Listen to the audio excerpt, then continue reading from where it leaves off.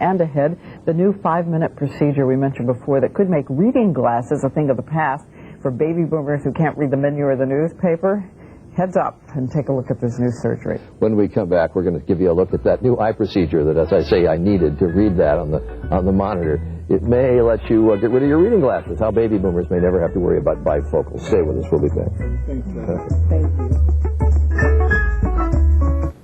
And now that new kind of surgery that can change the world for baby boomers who still can't read the menus in the newspapers, and especially in the dark. Dr. Marguerite McDonald, the director of the Southern Vision Institute, and Cynthia Kincaid, who has had the surgery, join us now to tell us about it. And Dr. McDonald, it's called Conductive Keratoplasty. Yes. Got that right?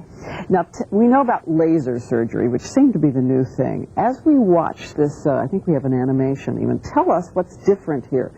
You're not cutting for one thing. What are you doing? No, there's no tissue removal. It's the use of radiofrequency energy that comes out of this small wand or probe that's pressed into but not through the outer wall of the eye, the cornea. And even though the tip is not hot, it causes the tissue around the tip to heat up. So it's as if you have created a tiny spot weld right there. So it's just a contraction. It's not a scar. You're not invading at all. It's Well, just a it contraction. is a little tiny scar, yes, and it causes tightening of the tissue.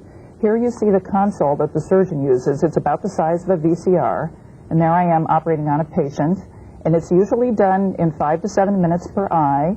And here you see that the surgeon uses a template or marker with ink on it, and then executes a circular pattern of treatment spots. Right. Now, you just do it in one eye. That's another big difference, because that affects vision. You know, I have contacts that do that. Yes, you have monovision contacts, one eye for distance and one eye near. for close-up, and that tends to be it. Okay, tell me, Cynthia, you had it done. First of all, why did you feel you had to do it? Well, because I struggled with these reading glasses. I work in the operating room, and I was constantly having to put them on, take them off, put them on. You're a nurse. I'm a registered nurse at West Jefferson Hospital. And how quickly did you see a difference? See a difference? The next morning, I could see perfectly. The next morning.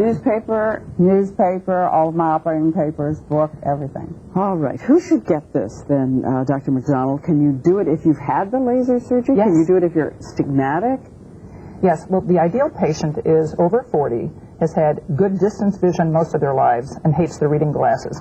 But it works beautifully on people who've had laser surgery. For instance, if you're 35 and you've had laser surgery to get rid of your distance glasses, and now you're 43 and you can't see up close, you can have CK. You could go back and do it again if you have to? You can, yes. And the risks, infection, what else? There were no infections in both FDA clinical trials. None. I've never heard of one anywhere None? in the world, actually. It's the safest device that the ophthalmic device panel has ever reviewed. But still a little new. Well, it was invented 17 years ago, but it was approved in the U.S. 2 years ago for the treatment of low degrees of farsightedness, and last month for the reading glasses. So there is a record. So what are you going to do with your reading glasses? They just lie dormant in my home. I don't do anything with them. I have at least 5 pair. They're just there.